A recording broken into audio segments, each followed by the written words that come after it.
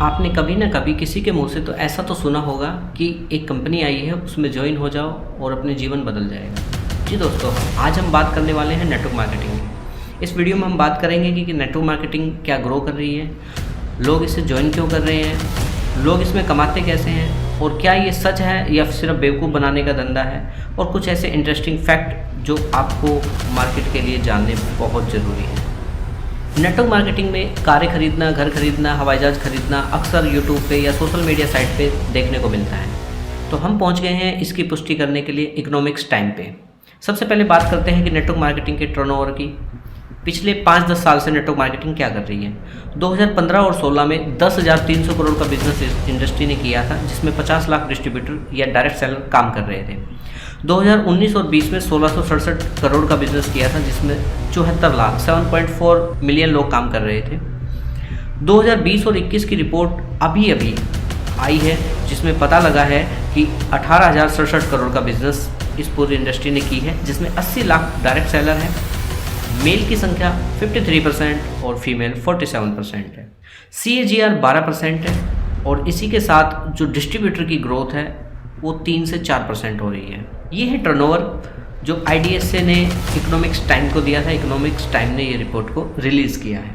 2020-21 में सबसे बड़ा जो बिज़नेस किया है वो महाराष्ट्र में हुआ है 12%, वेस्ट बंगाल में 11% हुआ है। सबसे ज़्यादा जो प्रोडक्ट सेल हुआ है वो वेलनेस का हुआ है।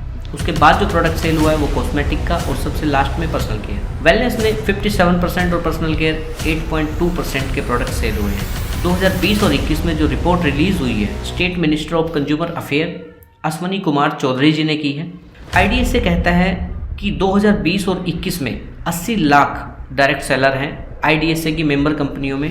टोटल को अगर मिला देंगे तो हम 1 करोड़ से ज़्यादा है। गवर्नमेंट ने इस बिज़नेस की क्लियरिटी के लिए, इस बिज़नेस को डिफ्रेंशिएट करने के लिए 2020 और 21 में एक बिल भी पास किया है, जिसे way of consumer protection direct selling कहते हैं। गवर्नमेंट नेटवर्क मार्केटिंग को इसलिए भी सपोर्ट कर रही है क्योंकि इसमें टैक्सेशन सिस्टम और ऑनलाइन ट्रांजैक्शन बहुत ज़्यादा है। ये डिजिटल जो क्रांति है उसको सपोर्ट करती है। IDSA के चेयरमैन रजत बनर्जी कहते हैं कि IDSA में जितनी कंपनियां मेंबर हैं, इन कंपनियों ने 2020 और 21 में 9800 करोड़ का बिजनेस किया है। बाकी बिजनेस बाहर जितनी कंपनियां हैं उन्होंने किया है। अब बात करते हैं उन लोगों की कि लोग नेटवर्क मार्केटिंग क्यों ज्वाइन करते हैं। सबसे बड़ी बात है अनएम्प्लॉयमेंट। जिस तरीके से हम देख रहे हैं कि लोगों की रोज़गार नहीं है, नौकरियां नहीं है या बिजनेस में लॉस हो रहा है, तो उन्हें नेटवर्क मार्केटिंग सेफ लगता है, इसलिए वो ज्वाइन कर लेते हैं। दूसरा है महंगाई तो आपको पता ही है कि दुनिया में ही नहीं, अपने देश में भी बहुत ज़्यादा बढ़ रही है। कुछ लोग अपना खुद का बिजनेस चाहते हैं और वो नेटवर्क मार्केटिंग शुरू कर लेते हैं क्योंकि उन्हें लगता है कि नेटवर्क मार्केटिंग अपना बिजनेस है। पार्ट टाइम काम करना होता है क्योंकि यहाँ पर फुल टाइम आप करें या ना करें, लेकिन पार्ट टाइम में भी आपका जीवन बदला जा सकता है, ऐसा दिखाया, बताया और सुनाया जाता है। विदाउट इन्वेस्टमेंट है, इसलिए कोई भी शुरू कर लेता है। वर्क फ्रॉम होम है, घर से भी काम आप कर सकते हैं, ऑनलाइन ऑफलाइन कैसे भी कर सकते हैं। सबसे बड़ी बात है कि यहाँ पर एक इनकम दिखाई जाती है जिसे पैसिव इनकम कहा जाता है, और बार बार सपने जागृत करने के साथ साथ ये भी बताया जाता है कि आप बस 5 साल काम कर लीजिए और आपकी इनकम पैसिव आने लगेगी। ये सब कुछ कारण है कि नेटवर्क मार्केटिंग को बहुत सारे लोग ज्वाइन कर रहे हैं। दूसरी बात, क्या नेटवर्क मार्केटिंग कंपनी में लोग कमाते हैं या कैसे कमाते हैं। देखिए, नेटवर्क मार्केटिंग में लोग तब कमाते हैं जब उनके या उनकी टीम के द्वारा कोई प्रोडक्ट सेल किए जाते हैं किसी भी व्यक्ति को, ना कि तब जब वो या उनकी टीम में जितने लोग हैं वो किसी का फॉर्म भर के सिर्फ ज्वाइनिंग करा देता है। ज्वाइनिंग से पैसे नहीं आते। जितना ज़्यादा प्रोडक्ट सेल होते हैं उतना ज़्यादा टर्नओवर होता है, जितना ज़्यादा टर्नओवर होता है उतना ज़्यादा कमीशन होता है। कमीशन का लेवल एक मार्केटिंग प्लान के द्वारा बताया जाता है, और वो मार्केटिंग प्लान ही डिसाइड करता है कि किसको कितना कमीशन मिलेगा। ये सब एक सॉफ्टवेयर के थ्रू होता है। कुछ लोगों को वहम है कि किसी को ज़्यादा किसी को कम, वो सब लेवल के हिसाब से होते हैं। मार्केटिंग प्लान अलग अलग कंपनियों के अलग अलग होते हैं। कुछ कंपनियां हैं जो बाइनरी में काम करती है, यानी कि 2 ग्रुप के साथ। कुछ कंपनियां हैं जो जनरेशन में करती है, यानी कि 2 से अधिक ग्रुप के साथ। कुछ कंपनियां जो बाइनरी प्लस जनरेशन में भी काम करती हैं।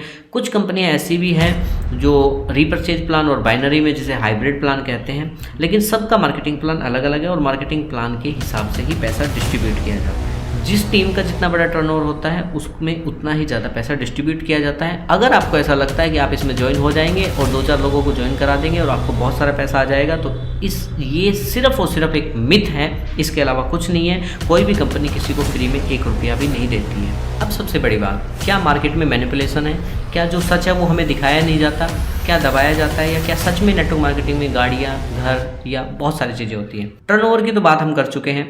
नेटवर्क मार्केटिंग जितनी तेजी से ग्रोथ कर रहा है उतनी ज़्यादा इसमें फ्रॉड भी हो रहे हैं। दुनिया के किसी भी बिजनेस में मैनिपुलेशन तो होता ही है। जितनी अधिक नेटवर्क मार्केटिंग की एथिकल कंपनियां हैं उससे ज़्यादा कंपनियां मनी सर्कुलेशन और पोंजी स्कीम के जो लोगों को हर साल चूना लगाती है। इसके लिए मैं आपको एक एग्जाम्पल दे सकता हूँ। एक कंपनी जिसका नाम फ्यूचर मेकर, 7वीं फेल राधे श्याम ने जो हिसार के रहने वाले थे 3000 करोड़ का चूना उन डिस्ट्रीब्यूटर को लगाया जो उनकी कंपनी में काम करते थे, और ये चूना जानबूझ के लगाया गया। 2018 तक इस कंपनी में 31 लाख लोग जुड़ चुके थे और लोगों को कहा गया था कि आप हमें 22,500 रुपये दें और हम आपको 62,000 कुछ रुपए देंगे हर महीने, यानी कि 2500 से 3500 रुपये। जब ये व्यक्ति को पकड़ा गया, फ्रॉड का पता लगा, ईडी को इसके पीछे लगाया गया, तो अभी तक कुल 450 करोड़ रुपए ही वापस आ पाए हैं। 3000 करोड़ में से बाकी पैसा कहाँ गया किसी को भी नहीं पता। एक दूसरा फ्रॉड जो हमें लगता है कि नीरव मोदी जी ने किया, 11,350 करोड़ का, और वो विदेश पैसा लेके भाग गए। उससे बड़ा फ्रॉड संजीव भाटी जी, बाइक बोट के नाम पे करके 15,000 करोड़ का फ्रॉड। 2017 और 18 तक इस कंपनी में 2 लाख लोग जुड़ चुके थे। इन्होंने कहा था कि हम ओला उबर की तरह बाइक्स लाएंगे, उसकी सर्विस देंगे और वहाँ से पैसा जनरेट होगा। पैसा जो जनरेट होगा उसमें जो आप पैसा लगाएंगे उसमें 4500 रुपये आपको कमीशन के लिए दिए जाएंगे और बाकी पैसे आपको बोनस दिए जाएंगे। अभी तक हमारी गवर्नमेंट 112 करोड़ ही रिकवर कर पाई है। ये फ्रॉड लगातार चलते रहते हैं, कभी कॉइन के नाम पे, कभी सॉफ्टवेयर के नाम पे, कभी ऐड के नाम पे, कभी बोर्ड लगा के पैसे कमाओ, कभी ट्रेडिंग के नाम पे, कभी ये खरीद लो, कभी वो खरीद लो, और ये मार्केट में एक डर का भाव है। यहाँ क्लियरिटी कुछ नहीं है। दूसरी बात है, इसकी एक डार्क साइड भी है जहाँ पर गवर्नमेंट के पास सिर्फ और सिर्फ गाइडलाइन है, अभी रूल्स नहीं है। कब तक आएंगे इस बात को नहीं कहा जा सकता। कोई प्रोटेक्शन नहीं है डायरेक्ट सेलर के लिए। उसकी कंपनी बिना किसी कारण के या किसी कारण के भी उसकी आईडी वगैरह बंद कर सकती है। अगर कोई भी डायरेक्ट सेलर एक कंपनी कर रहा है तो वो दूसरी कंपनी ज्वाइन नहीं कर सकता है, और आप इन कंपनियों के खिलाफ कोई भी डायरेक्ट सेलिंग में लीगल एक्शन नहीं ले सकते हो, चाहे आपको पता हो कि आपकी कंपनी कितना ही बड़ा फ्रॉड कर रही हो। ये कुछ जानकारी थी नेटवर्क मार्केटिंग से जुड़ी हुई, जो हमें दिखता है वो है या नहीं है। अगर आपके लोग नेटवर्क मार्केटिंग में काम करते हैं तो उन्हें ये वीडियो भेजिए ताकि उन्हें पता लग सके कि किस तरह की कंपनी में उन्हें काम करना चाहिए, कहीं उनके साथ फ्रॉड ना हो जाए। एक एथिकल कंपनी चुने। डायरेक्ट सेलिंग बहुत अच्छा बिजनेस है और ये चल भी रहा है। टर्नओवर भी आपको पता है। FMCG में बहुत बड़ा सेक्टर है। फिक्की और IDS से इसका लगातार इम्प्रूव कर रहे हैं। तो थैंक यू।